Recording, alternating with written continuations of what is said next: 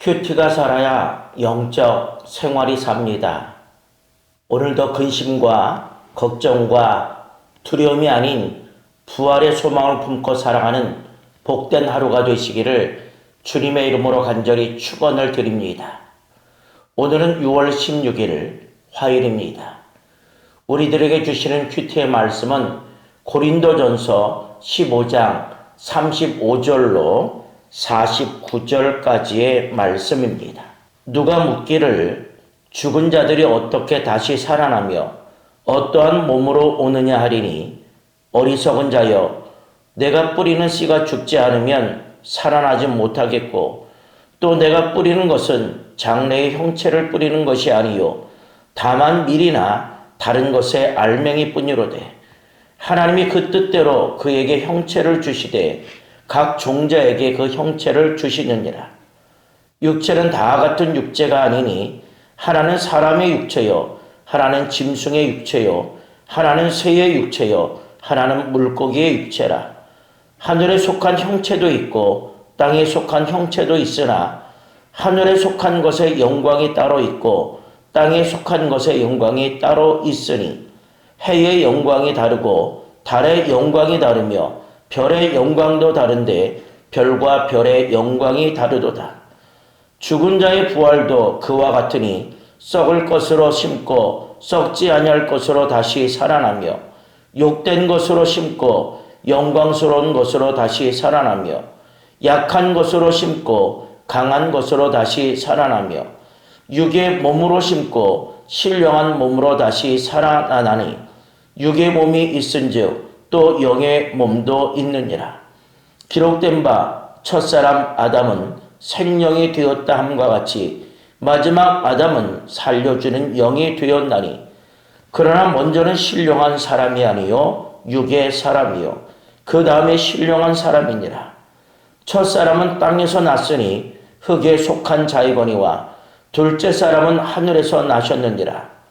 무릇 흙에 속한 자들은 저 흙에 속한 자와 같고 무릇 하늘에 속한 자들은 저 하늘에 속한 이와 같으니 우리가 흙에 속한 자의 형상을 입은 것 같이 또한 하늘에 속한 이의 형상을 입으리라. 아멘. 사람은 누구나 미래에 대한 걱정을 가지고 살아갑니다. 건강에 대한 걱정도 있고 삶에 대한 걱정도 있습니다. 때론 죽음에 대한 두려움도 가지고 살아갑니다. 그래서 많은 사람들이 눈앞의 현실 때문에 낙심하고 절망하며 염려하며 살아갑니다. 그러나 믿음의 사람은 세상 사람들과 다른 소망을 가지고 살아갑니다. 그것은 바로 부활의 소망입니다. 예수님께서 죽음을 이기시고 부활하셨듯이 우리도 장차 부활할 것을 믿기 때문입니다. 오늘 본문에서 바울은 부활의 몸에 대하여 우리에게 설명하면서 현재의 삶이 전부가 아니라고 말씀합니다. 지금은 우리가 연약한 몸을 가지고 살아가지만 하나님께서 장차 영광스러운 몸으로 변화시켜 주신다라고 하는 겁니다.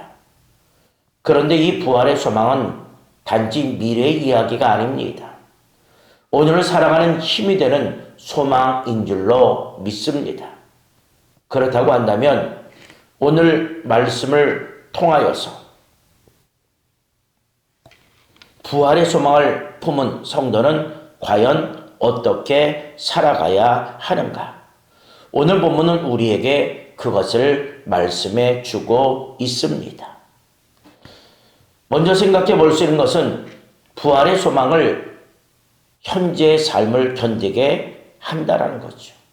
이 부활의 소망은 오늘 현재를 견딜 수 있는 힘이 된다는 거죠. 사람은 눈에 보이는 현실만 바라보면 쉽게 절망하고 낙심할 수밖에 없습니다. 몸이 약해지고 삶이 힘들어지고 때로는 계획대로 되지 않을 때 실망할 수 있습니다. 그러나 사도 바울은 지금의 모습이 우리의 삶의 전부가 아니라고 말씀하고 있지요. 하나님은 우리를 더 영광스러운 몸으로 변화시키실 계획을 갖고 계신다라고 하는 겁니다. 그래서 바울은 이렇게 말합니다. 36절에 보니까 어리석은 자여 내가 뿌리는 씨가 죽지 아니하면 살아나지 못하겠고 씨앗은 땅에 묻힐 때 끝난 것처럼 보입니다. 그러나 그것은 끝이 아니라 새로운 시작이라고 하는 겁니다. 그러면서 이어서 이렇게 말하지요.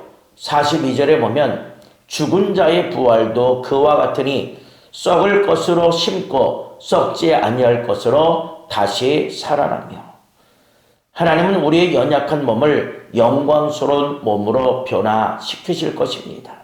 이것이 바로 부활의 소망인 줄로 믿습니다. 그래서 믿음의 사람은 현재의 어려움만 바라보지 아니하고 하나님이 준비하신 영원한 소망을 바라보게 됩니다. 그러하게 힘든 일이 있어도 다시 일어설 수 있는 이유가 여기에 있습니다. 왜냐하면 오늘의 눈물이 끝이 아니고 오늘의 고난이 마지막이 아니기 때문입니다. 하나님은 우리를 향한 더 큰 계획을 가지고 계십니다. 그래서 부활의 소망을 가진 사람은 낙심하지 않으며 어려운 일이 있어도 하나님을 신뢰하며 아무것도 보이지 않는 것 같아도 결코 소망을 놓지 않습니다. 우린 씨앗이 자라는 과정을 믿는 것처럼 하나님의 약속을 분명히 믿습니다. 그러므로 오늘도 현실보다 하나님의 약속을 바라보며 부활의 소망으로 살아가야 할 줄로 믿습니다. 마지막 두 번째로 생각해 볼 수 있는 것은 부활의 소망은 오늘의 삶을 변화시킨다라는 것입니다. 부활은 단지 미래에 일어날 사건만을 말하는 것 아니죠. 부활의 소망을 가진 사람은 오늘의 삶도 달라지게 됩니다. 바울은 우리가 단순히 흙에 속한 사람으로만 살아가는 존재가 아니라 우리는 바로 하늘에 속한 사람이라고 말씀하고 있습니다. 그러면서 바울은 이렇게 말하지요. 47절에 보면 첫사람은 땅에서 났으니 흙에 속한 자이거니와 둘째 사람은 하늘에서 나셨느니라. 우린 예수 그리스도를 믿음으로 하늘의 소망을 가진 사람들이 되었습니다.